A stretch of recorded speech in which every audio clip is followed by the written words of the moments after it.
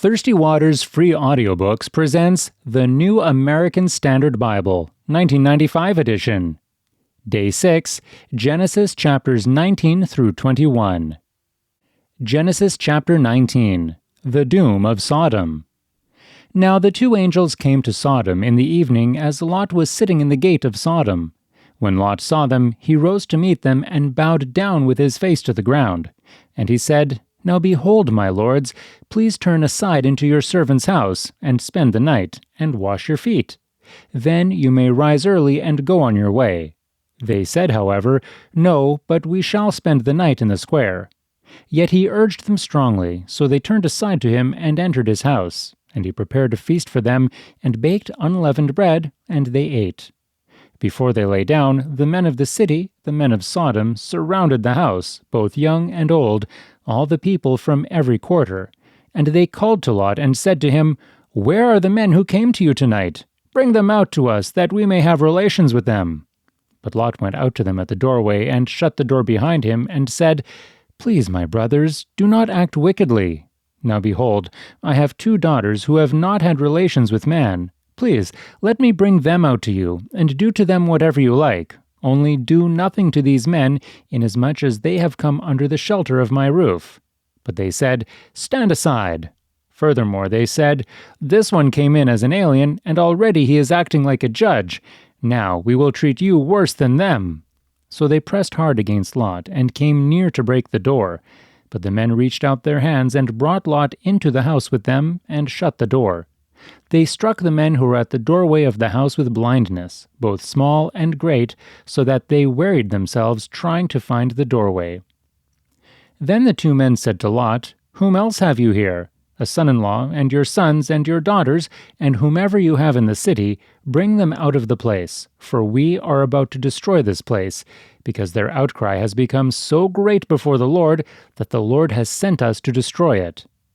Lot went out and spoke to his sons-in-law, who were to marry his daughters, and said, "Up, get out of this place, for the Lord will destroy the city." But he appeared to his sons-in-law to be jesting. When morning dawned, the angels urged Lot, saying, "Up, take your wife and your 2 daughters who are here, or you will be swept away in the punishment of the city."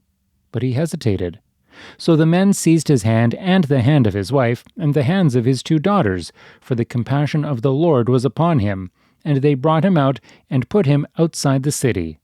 When they had brought them outside, one said, "Escape for your life. Do not look behind you, and do not stay anywhere in the valley. Escape to the mountains, or you will be swept away." But Lot said to them, "Oh no, my lords. Now behold, your servant has found favor in your sight, and you have magnified your loving kindness, which you have shown me by saving my life. But I cannot escape to the mountains, for the disaster will overtake me, and I will die. Now behold, this town is near enough to flee to, and it is small. Please, let me escape there. Is it not small, that my life may be saved?" He said to them, "Behold, I grant you this request also, not to overthrow the town of which you have spoken. Hurry, escape there, for I cannot do anything until you arrive there." Therefore the name of the town was called Zor. The sun had risen over the earth when Lot came to Zor. Then the Lord rained on Sodom and Gomorrah brimstone and fire from the Lord out of heaven, and he overthrew those cities, and all the valley, and all the inhabitants of the cities, and what grew on the ground. But his wife, from behind him, looked back, and she became a pillar of salt. Now Abraham arose early in the morning, and went to the place where he had stood before the Lord. And he looked down toward Sodom and Gomorrah, and toward all the land of the valley, and he saw, and behold, the smoke of the land ascended like the smoke of a furnace. Thus it came about, when God destroyed the cities of the valley, that God remembered Abraham, and sent Lot out of the midst of the overthrow, when he overthrew the cities in which Lot lived. Lot is debased. Lot went up from Zor, and stayed in the mountains, and his 2 daughters with him, for he was afraid to stay in Zor, and he stayed in a cave, he and his 2 daughters. Then the firstborn said to the younger, "Our father is old, and there is not a man on earth to come in to us after the manner of the earth. Come, let us make our father drink wine, and let us lie with him, that we may preserve our family through our father." So they made their father drink wine that night, and the firstborn went in and lay with her father. and he did not know when she lay down or when she arose. On the following day the firstborn said to the younger, Behold, I lay last night with my father. Let us make him drink wine tonight also, then you may go in and lie with him, that we may preserve our family through our father. So they made their father drink wine that night also, and the younger arose and lay with him, and he did not know when she lay down or when she arose. Thus both the daughters of Lot were with child by their father. The firstborn bore a son, and called his name Moab. He is the father of the Moabites to this day. As for the younger, she also bore a son, and called his name Ben-Ammi. He is the father of the sons of Ammon to this day. Genesis chapter 19. Abraham's treachery. Now Abraham journeyed from there toward the land of the Negev, and settled between Kadesh and Shur. Then he sojourned in Gerar. Abraham said of Sarah his wife, She is my sister. So Abimelech, king of Gerar, sent and took Sarah. But God came to Abimelech in a dream of the night, and said to him, Behold, you are a dead man because of the woman whom you have taken, for she is married. Now Abimelech had not come near her, and he said, Lord, will you slay a nation even though blameless? Did he not himself say to me, She is my sister? And she herself said, He is my brother. In the integrity of my heart and the innocence of my hands have I done this. Then God said to him in the dream, Yes, I know that in the integrity of your heart you have done this, and I also kept you from sinning against me. Therefore I did not let you touch her. Now therefore restore the man's wife, for he is a prophet, and he will pray for you, and you will live. But if you do not restore her, know that you shall surely die, you and all who are yours. So Abimelech arose early in the morning, and called all his servants, and told all these things in their hearing, and the men were greatly frightened. Then Abimelech called Abraham, and said to him, What have you done to us? And how have I sinned against you, that you have brought on me and on my kingdom a great sin? You have done to me things that ought not to be done. And Abimelech said to Abraham, What have you encountered, that you have done this thing? Abraham said, Because I thought, Surely there is no fear of God in this place, and they will kill me because of my wife. Besides, she actually is my sister, the daughter of my father, but not the daughter of my mother, and she became my wife. And it came about, when God caused me to wander from my father's house, that I said to her, This is the kindness which you will show to me. Everywhere we go, say of me, He is my brother. Abimelech then took sheep and oxen and male and female servants, and gave them to Abraham, and restored his wife Sarah to him. Abimelech said, Behold, my land is before you, settle wherever you please. To Sarah he said, Behold, I have given your brother 1,000 pieces of silver. Behold, it is your vindication before all who are with you, and before all men you are cleared. Abraham prayed to God, and God healed Abimelech and his wife and his maids, so that they bore children. For the Lord had closed fast all the wombs of the household of Abimelech because of Sarah, Abraham's wife. Genesis chapter 21. Isaac is born. Then the Lord took note of Sarah as he had said, and the Lord did for Sarah as he had promised. So Sarah conceived and bore a son to Abraham in his old age, at the appointed time of which God had spoken to him. Abraham called the name of his son who was born to him, whom Sarah bore to him, Isaac.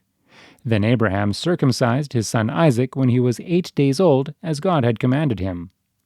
Now Abraham was 100 years old when his son Isaac was born to him. Sarah said, God has made laughter for me. Everyone who hears will laugh with me.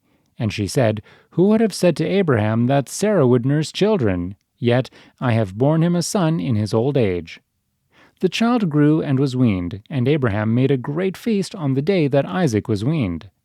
Sarah turns against Hagar. Now Sarah saw the son of Hagar the Egyptian, whom she had borne to Abraham, mocking. Therefore she said to Abraham, Drive out this maid and her son, for the son of this maid shall not be an heir with my son Isaac. The matter distressed Abraham greatly because of his son. But God said to Abraham, Do not be distressed because of the lad and your maid. Whatever Sarah tells you, listen to her, for through Isaac your descendants shall be named.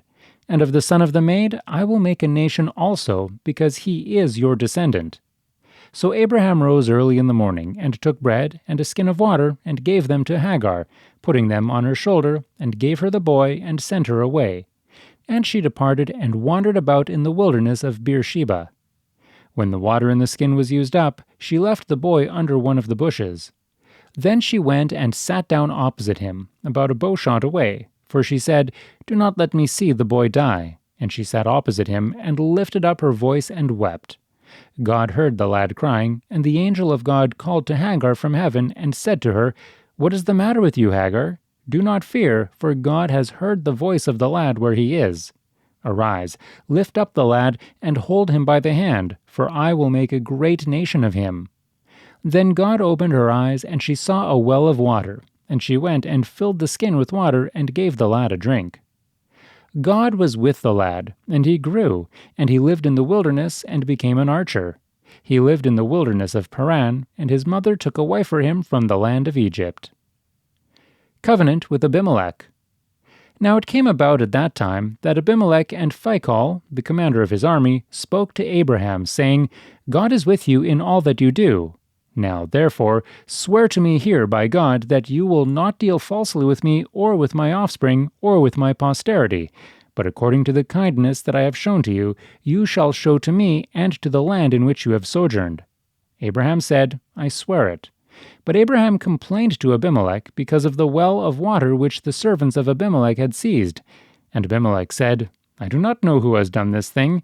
You did not tell me, nor did I hear of it until today." Abraham took sheep and oxen and gave them to Abimelech, and the two of them made a covenant. Then Abraham set 7 ewe lambs of the flock by themselves. Abimelech said to Abraham, "What do these 7 ewe lambs mean, which you have set by themselves?"